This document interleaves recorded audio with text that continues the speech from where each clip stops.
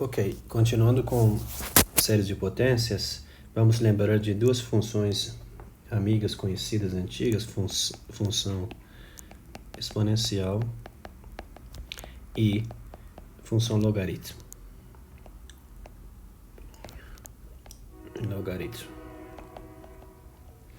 Bem, nós não vamos repetir todas aquelas propriedades de função exponencial e logaritmo, pois já temos visto exaustivamente em outras disciplinas, mas vale a pena dar um ponto de vista de série de potências. Assim, definimos E de z como sendo o somatório de n de 0 a infinito, z elevado a n dividido por n factorial. A notação usa z porque, de fato, z poderia ser um número complexo também. Tá? E as convergências absolutas, todas as teorias que falamos funcionam para números complexos também. Pelo critério de razão, podemos mostrar que essa série converge para todo número complexo, de fato. Para todo z complexo, essa série é convergente.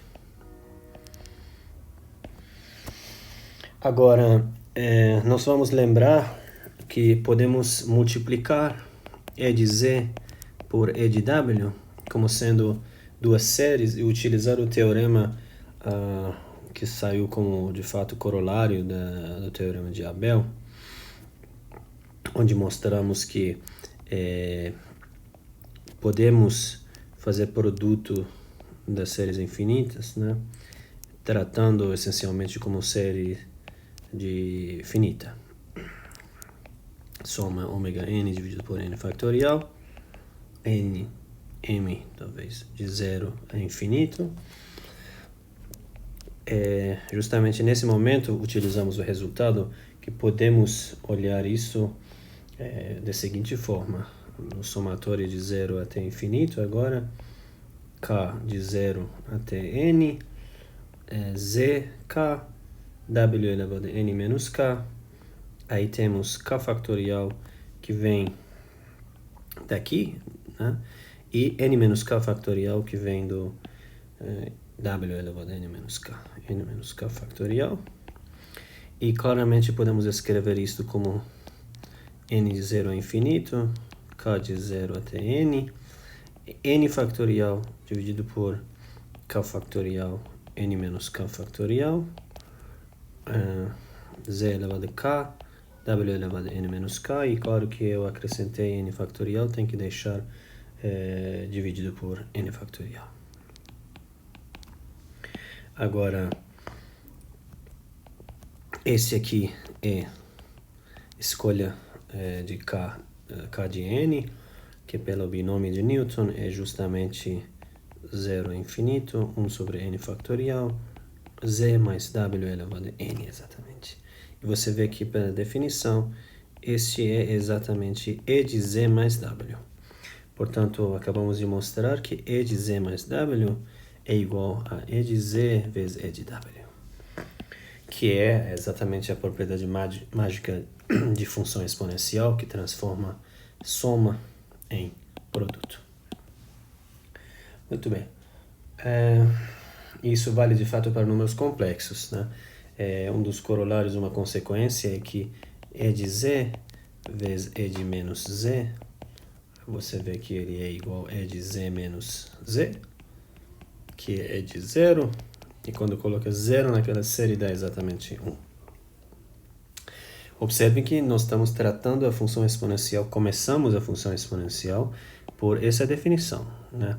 É óbvio que se a gente considerar E elevada a c vezes E elevado a menos z e usar todas aquelas propriedades, esse aqui dá 1. Porém, nós estamos começando a definição dessa forma, e aí, a partir dessa definição concluímos também que E de z vezes E de menos c é igual a 1. Ok. Bom, dá para demonstrar também que a derivada da função exponencial é exatamente ela mesma, tá? Ou seja, limite de h tendendo a 0 de E de Z mais H menos E de Z dividido por H. Isso aqui certamente sai E elevado a E de Z, né? Sai fora, vai ficar E de H menos 1 dividido por H. E isto aqui agora, diretamente, esse limite é calculável, né? Porque E de H, lembrem que E de H é nada mais do que 1 mais H sobre 1 fatorial, mais H2 sobre 2 fatorial, mais H3 sobre 3 fatorial, etc. E esse limite, quando H tende a 0, né? E de H menos 1 dividido por H, né? O limite, quando H tende a 0, é exatamente número 1. Então, isso aqui vai dar E de Z. Portanto, a derivada da função exponencial é igual a ela. Muito bem. Eu acho que nós vamos um pouco mais rápido, só lembrando o que é a função logaritmo, nesse caso, na base e na pé, né? É a inversa dessa função, certo? Nós precisaríamos demonstrar, mas não é difícil, que a função é uma função 1 a 1, se consideramos domínio como números reais. E aí nós podemos definir a inversa dessa função. A inversa dessa função é chamada de logaritmo, e portanto chamamos de L inversa de E, certo? Considerando E de R em R. E, portanto, E de L de qualquer coisa é igual a ela, certo? Isso é para todo y positivo. Dá para mostrar que, de fato, a imagem, né, da função E são apenas números positivos. Portanto, o domínio do L, da função L, são números positivos.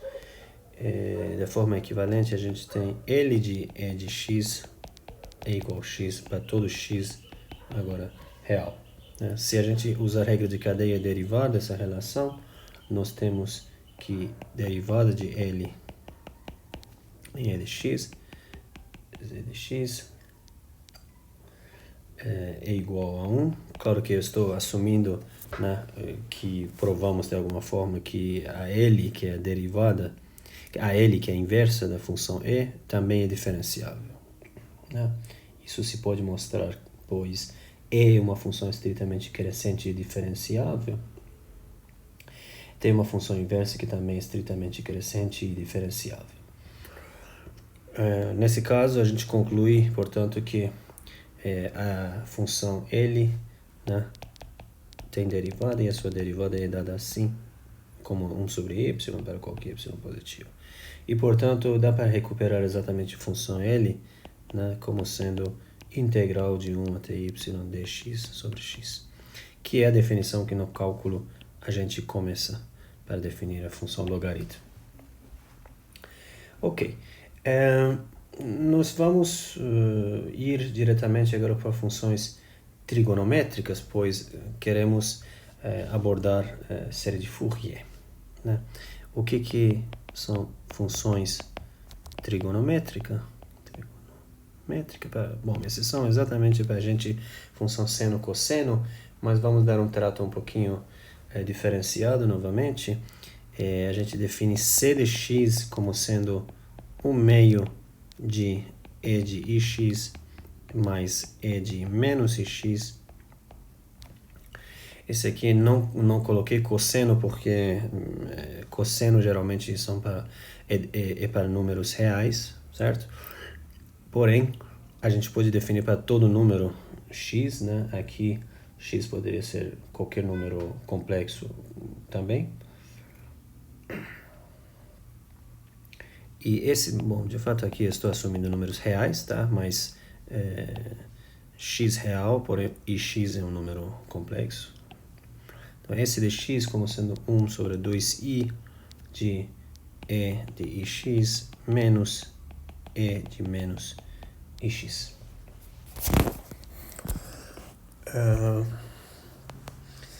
A ideia é que c de x e S de x coincidem com as funções cosseno de x e seno de x, né, que nós temos definições geométricas. Observamos que E de qualquer z número complexo barra, né? Lembra que z, se z for a mais ib, z barra é a menos ib. Então, E de z barra é exatamente pela definição de E daquela série de potência, é barra de E de z. Portanto, nós podemos concluir que C de x e S de x são números reais, né? Então, C de x e S de x, bom, x é real, né? São números reais.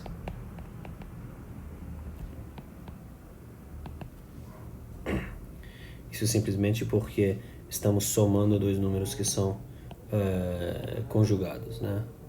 O conjugado de ix é exatamente menos ix. E a gente viu que E de z barra é a barra de E de z. Portanto, esse número é exatamente a barra desse número. A soma deles vai ser um número real. E aqui, se observar, essa diferença vai ser um número imaginário, porém não tem parte real. E quando dividimos por i, de novo, vamos ficar com um número real. Bom, dá para ver que módulo de E de ix ao quadrado, né, por definição, é E de ix vezes E de ix barra, que como falamos é E de menos ix, e pela definição é E de zero, que vai ser exatamente igual a 1. Então isso quer dizer que para todo x real, módulo de E de ix é exatamente igual a 1, ok? Outras coisas que a gente pode concluir de fato pela propriedade da função e, que é a função exponencial, dá para mostrar que a derivada da função c é menos s, e a derivada da função s é exatamente a função c, que são propriedades que a gente já conhece sobre a função cosseno-seno. Novamente, eu não vou alongar muito a respeito das propriedades dessa função, ou seja, não estou demonstrando que essas funções estão coincidindo com a função cosseno e seno, porém, pelo menos, tem cara de função seno e cosseno. E vamos diretamente à série de Fourier.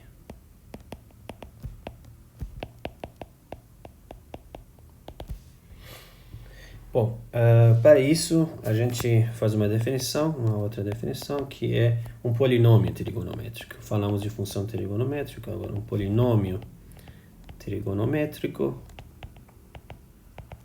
O que é um polinômio trigonométrico? É qualquer função da seguinte forma: a0 mais uma soma de 1 até n fixo, a n cosseno de nx mais bn seno de nx. Ou seja, eu tenho certos números a, n, bns, que podem ser números complexos também, tá? A0, e aí fazemos essa soma e dá uma função que é x real, mas a função pode ter valores complexos aqui por causa de a, n, bn serem números complexos. X real aqui é uma função que é chamada função polinômio trigonométrico. Então, AI e BI são números complexos. E agora, nós podemos escrever essa somatória de uma forma um pouquinho diferente, que é assim. somatório de menos n até n de os coeficientes Cn vezes e elevado a inx, que é nada mais do que inx. Ok? Isso por definição. Só para isso tem que lembrar que E de inx é cosseno de nx mais i seno de nx. Então, justamente por isso que essa somatória aqui, de fato, pode ser escrito como uma somatória de exponencial de inx. E claro que todo polinômio trigonométrico a gente pode ver simplesmente que é uma função periódica, né, de período 2π, pois seno e cosseno ambas são funções periódicas de período 2π. Tem umas propriedades bem básicas sobre essas funções exponencial de inx que a gente precisa ter em mente, que são o seguinte: se n, algumas propriedades, fatos, se n é um inteiro, é um número inteiro, diferente de zero, então nós podemos concluir que o exponencial de inx é a derivada da função exponencial de inx dividido por in, né? Simplesmente deriva vai dar exponencial de inx. E mais importante é a seguinte relação, que é a integral de função inx, né, dx, já que essa função é derivada dessa função, essencialmente pelo teorema fundamental de cálculo, você vai ter que, claro, quando que n é igual a zero, é nada mais do que 1, pois aqui é 1, dá π menos π dá 2π, cancela, fica 1, quando n é igual a zero, e quando n é mais ou menos 1, mais ou menos 2, etc., sempre vai ser zero, justamente porque a função, essa função é uma função periódica. Quando eu coloco π e menos π, os valores são iguais, portanto a diferença dá zero, dividido por 2π ainda vai ser zero. Bom, vai ficar claro por que a gente está interessado ao cálculo dessa integral, mas antes disso, tenhamos um pouco de paciência e vamos definir, né, dado uma função f,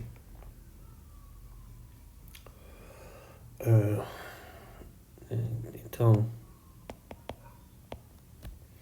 f é definida como soma de Cn exponencial de inx, aquela função polinômio trigonométrico, né? A gente pode resgatar, né, isso aqui é f de x, a gente pode resgatar esses coeficientes Cn's da seguinte forma: todo Cm vai ser 1 sobre 2π, integral de menos π até π, da função f multiplicado por menos imx dx, para todo m menor do que n. Para m maior do que n é zero esse coeficiente. Nós não temos coeficiente Cm para m maior do que n ou menor do que menos n. Então, é uma somatória finita, né? E o que estou falando? Que, dado uma somatória finita, eu quero ver quem são os coeficientes em termos da função final e essas funções exponencial de inx. Ok, apesar de que isso aqui é fácil de calcular, usa apenas, né? Bom, como que a gente prova isso? Simplesmente multiplica, basta multiplicar por exponencial de menos imx, né? Os dois lados desta equação. e integrar, dividido por 2π, integrar, né? Ou seja, f de x vezes a exponencial de menos imx ficou igual a somatório de Cn, exponencial de In menos mx, certo? De menos n até n. E agora, se eu integrar aos dois lados, menos π até π, 1 sobre 2π, 1 sobre 2π, menos π até π. Ok.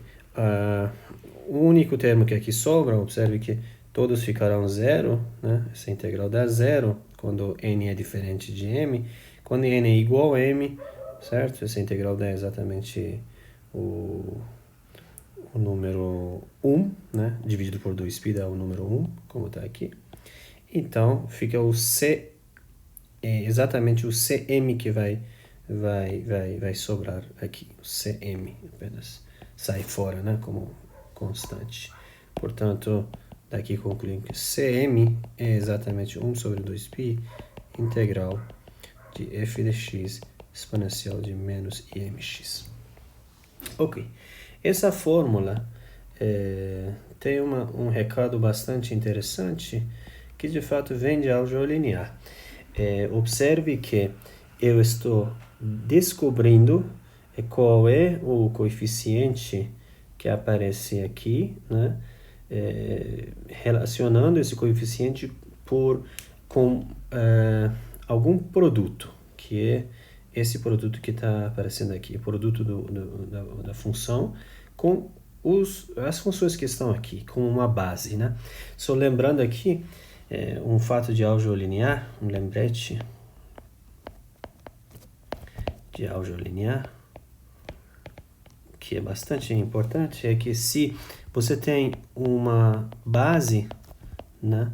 Uma base ortonormal, bom, ainda não falei por que essas funções são uma base ortonormal, etc., mas eu vou lembrar primeiramente esse fato de álgebra linear. Se você tem uma base ortonormal e dado um vetor dentro desse espaço, você escreve esse vetor como sendo A1, E1 até AN, EN, existe uma forma simples de descobrir quais são os coeficientes, né? Aqui, pelo fato que a base é ortonormal, simplesmente cada AI é nada mais do que o produto entre V e EI. Né? Esse aqui é o produto interno que está definido no espaço vetorial para dar sentido à ortonormalidade. Né? Esses vetores são ortogonais, quer dizer, o produto interno deles 2 a 2 é 0 e norma de cada um deles é exatamente igual a 1. Ok, então isso aí a gente vai dar uma interpretação funcional também, porque de fato essas funções exponencial de I e nx que nós falamos aqui vão formar uma base ortonormal de um certo sentido, que já vamos explicar. Então, definição. Uma definição. Seja φn, n, 1, 2, 3, etc., uma sequência de funções,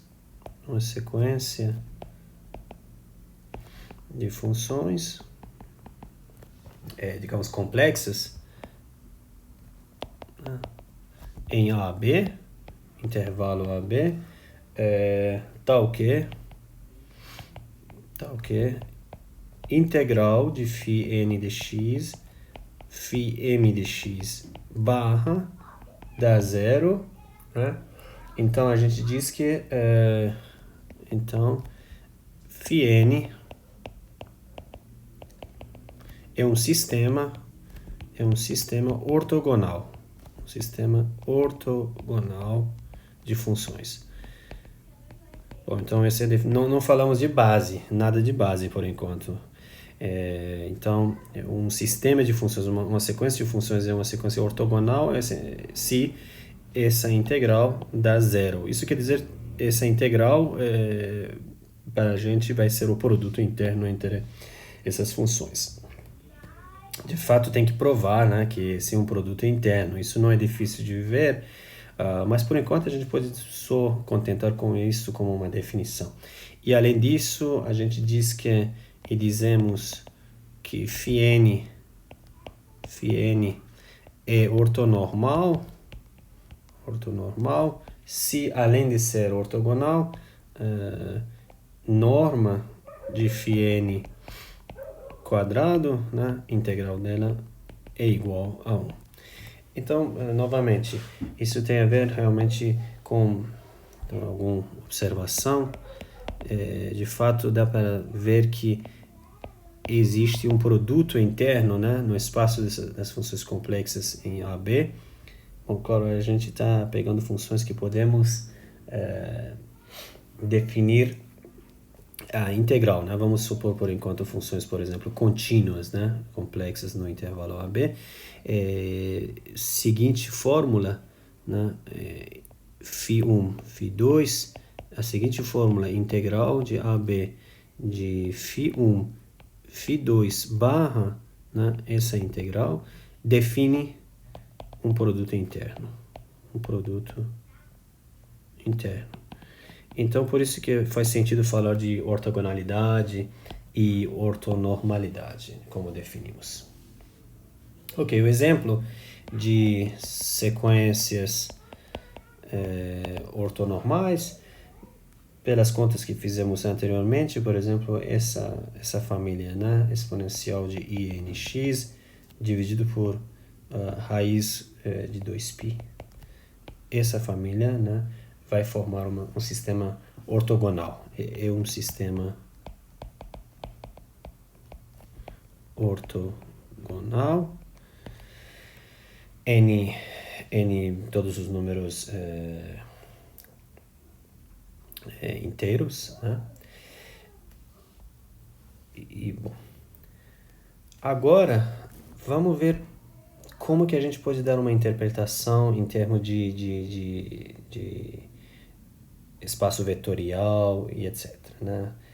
É aí que começa exatamente a aproximação da função por sua série de Fourier, tá? Então, intuitivamente, você tem uma função f, vou interpretar essa função como um vetor, né? As funções se somam, né? Podem multiplicar por um escalar, formam um espaço vetorial, essas funções complexas. E, além disso, eu tenho na minha mão uma sequência, por exemplo, de funções, né? Esse exponencial de INX, que formam um sistema ortonormal. Então, justamente, é hora de ver se dá para escrever qualquer função, né, nessa base. Bom, eu estou falando base entre aspas, porque ainda não sei se forma uma base. Mas o que a gente pode esperar, né, dessa sequência vermelha de funções? São funções, esse sistema ortonormal. Bom, talvez o primeiro resultado e um dos mais importantes é o seguinte, que se você quiser achar uma aproximação da tua função f, bom, temos que falar aproximação em qual métrica, isso já vai ficar claro. Uma aproximação dessa função, tá? Em termos de combinações dessas funções do sistema exponencial de INX, né? Ou qualquer outro sistema ortonormal, a melhor aproximação é exatamente dada por coeficientes que nós definimos anteriormente. Esses coeficientes aqui, esse tipo de coeficientes que realmente consideram como se fossem essas funções, formam uma base, tá? Então, vamos ver o que é o teorema. Então, o teorema é o seguinte, seja φn, tá? Vou pegar de infinito, um sistema ortonormal,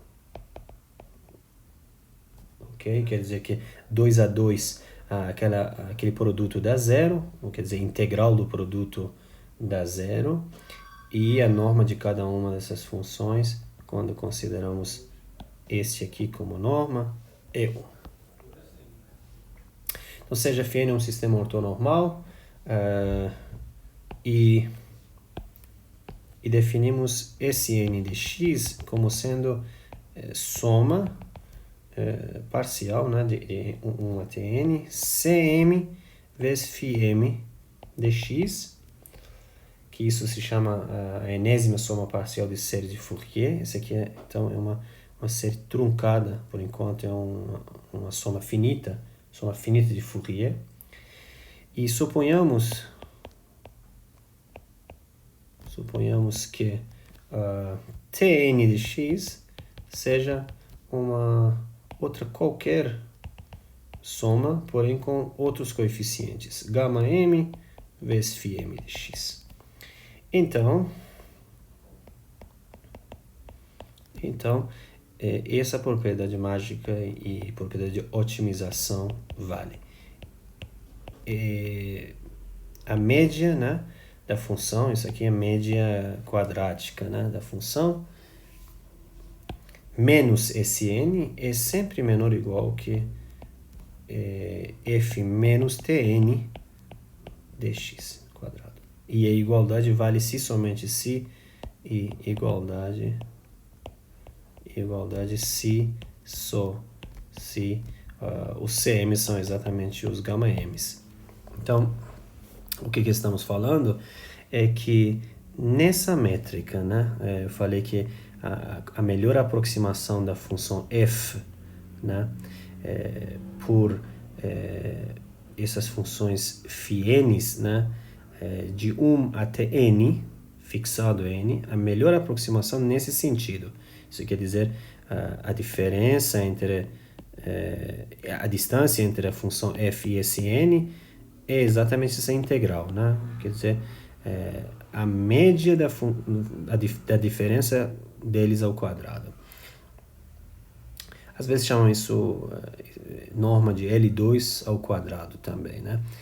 Enfim, a melhor forma de aproximar a função f é quando você considera a soma de Fourier, pois por esse teorema, se você pegar qualquer outra Tn, qualquer outra função, né, qualquer outro tipo de combinação desses φm's, o resultado vai ser maior do que a diferença entre f e Sn. Ok?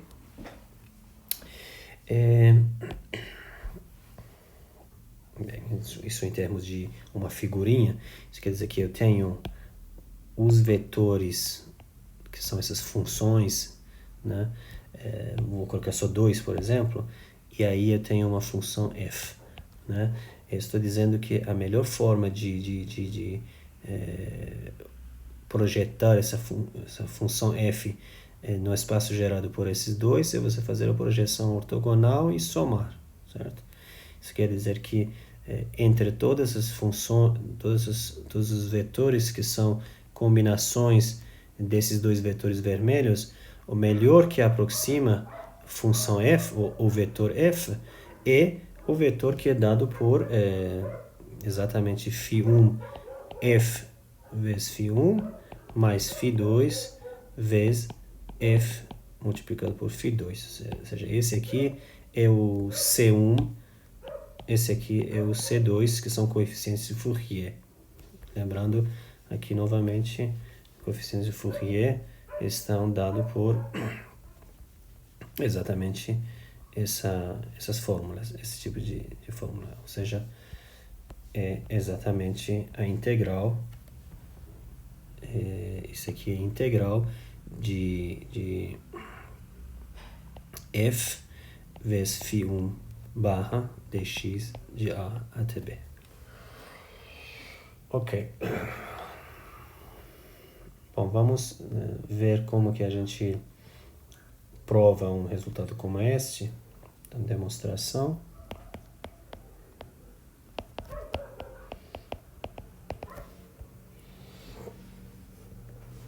Então, vamos direto a cálculo das integrais, né? Então, vamos lá. Para começar, a integral de f vezes Tn. O Tn está dado por uma outra soma. E esse n está dado por soma que vem pelos coeficientes de Fourier. Então, a integral de f vezes Tn barra, por definição, às vezes não vou colocar dx, mas já dá para entender o que essa integral é. F vezes soma de gama m barra φ m barra, né? M de 1 até n, obviamente. E esse aqui vai ser exatamente, bom, gama m, essa soma se abre, né? M de 1 até n, integral de f, vezes gama m barra, φ m barra, mas o gama m eu posso tirar aqui, colocar fora, vai dar exatamente Cm, o que está dentro, coeficiente de Fourier. Vai ser soma de gama m barra vezes Cm, m de 1 até n. Então esse aqui é, por enquanto, que é o produto, essencialmente, né, produto escalar entre a função f e função Tn. Então, pela definição de, bom, deixa eu só escrever aqui, que esse aqui é exatamente o produto do jeito que defini, entre f e Tn. Agora, por definição do Cm, a gente pode ver que essa integral, né, isto aqui, vai ser, por definição, Tn barra, né, porque Tn, norma de Tn é Tn vezes Tn barra. Isto vai ser igual a, por definição do Tn, a soma de gama m φm vezes soma de gama m barra φm barra. Bom, sempre m de 1 até n, m de 1 até n. Agora, toda a integral é de a até b, né? dx, eu estou simplesmente não escrevendo para não poluir muito. E isso vai ser a soma, bom, quando você faz a multiplicação, os termos aqui, quando m, um φm aqui, e aqui tem um φn que é diferente de φm, né? Quando m é diferente de n, a gente sabe que a integral vai dar zero, né? Porque eles são ortogonais, como falamos, φm é um sistema ortonormal. E quando multiplicamos φm por próprio φm barra, dá exatamente 1, portanto temos apenas soma de gama m vezes gama m barra m de 1 até n, que isso aqui é exatamente gama m quadrado. Ok. Isso porque os φn's, né, observação, isso pois φn vezes φm é zero, né? E para todo n diferente de m, e φn vezes φn é 1, né? Pois esse sistema era ortonormal. Então, agora, só finalizando a demonstração, vamos ver qual que é a diferença entre f e Tn, né? Vamos escrever aqui, x. Isto vai ser por definição, expandindo f menos Tn ao quadrado, vai ser f quadrado, menos integral de, lembrando que f menos Tn quadrado é f menos Tn vezes f barra menos Tn barra. Né? Então, multiplicado aqui vai ser f Tn barra menos f barra Tn mais Tn ao quadrado. Então, justamente Tn ao quadrado foi calculado aqui em cima, que é isto que está aqui. Então, isso aqui já conhecemos. Ftn barra também conhecemos, né? E, naturalmente, f barra Tn também é fácil de conhecer.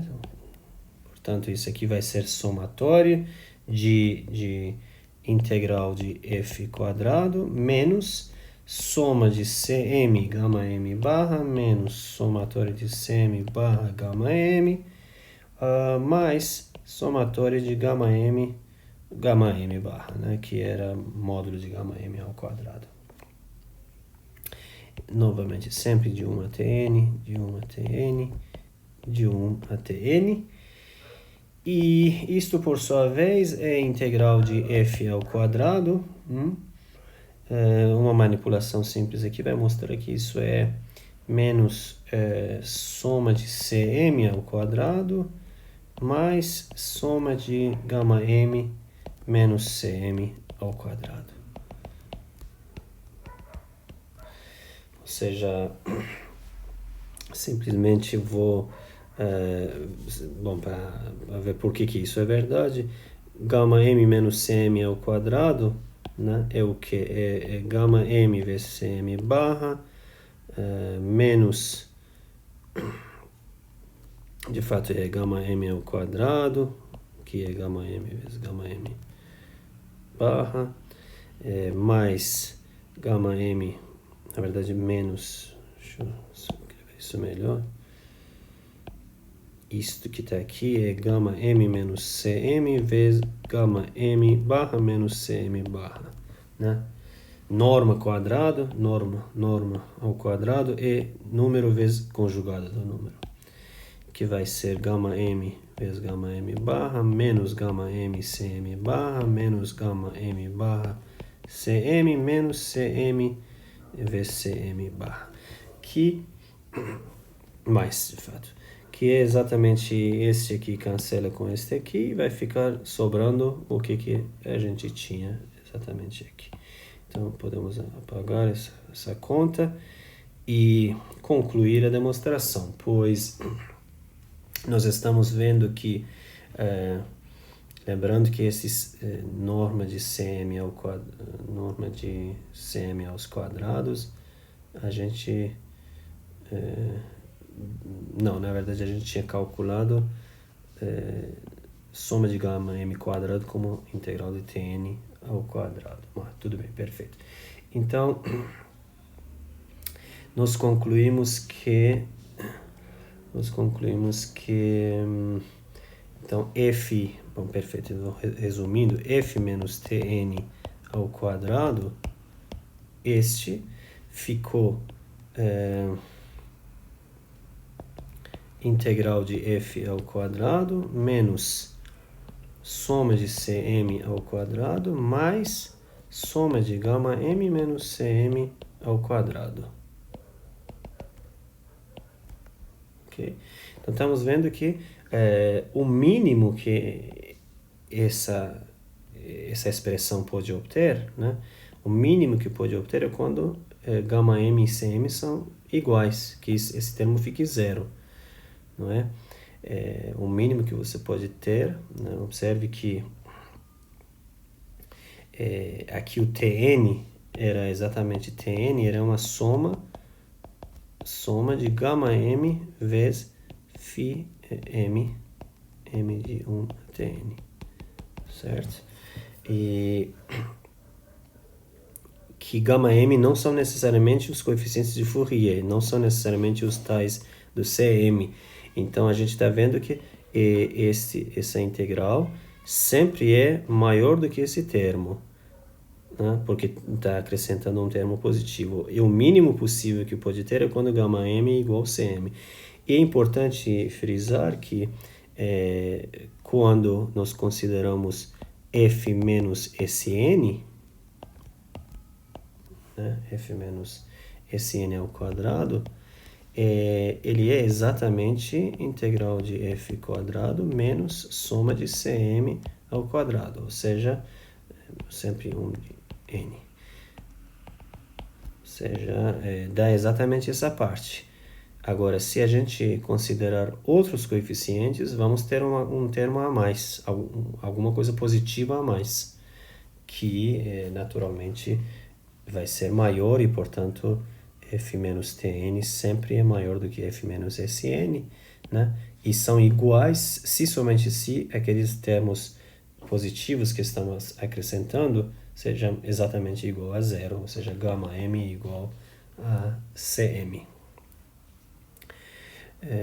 Ok, então talvez só apenas um exercício para calcular exatamente isso que falamos, né? Exercício já está dentro da demonstração, mas que integral de f menos Sn é exatamente isso que está escrito. Isso justamente porque as funções φm eram um sistema ortonormal também. E a definição de Cm, que eram coeficientes de Fourier, né? F vezes φm barra